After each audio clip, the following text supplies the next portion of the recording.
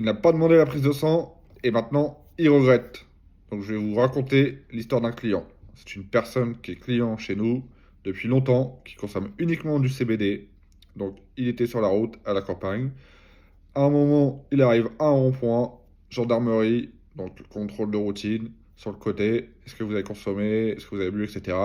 Donc là, les gendarmes procèdent à des vérifications. Alcotest négatif, test salivaire, tac tac tac, positif.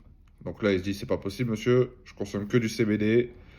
Ils n'ont rien voulu savoir. Ils ont dit, c'est le test qui parle de lui-même, c'est positif.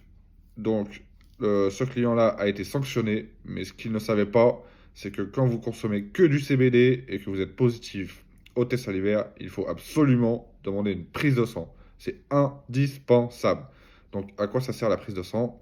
En fait, ça va vous permettre de savoir réellement le taux de THC et le taux de CBD.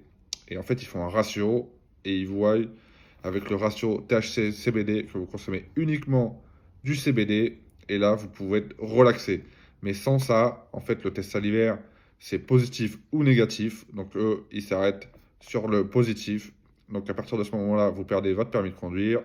Donc, 6 mois de suspension, des fois des amendes, suivi par un médecin, etc., dans les pires des cas. Donc, la prise de sang, ça peut vraiment, vraiment vous sauver. C'est ce qui fait la différence lors d'un contrôle routier quand vous consommez uniquement du CBD et que vous ressortez positif au test salivaire.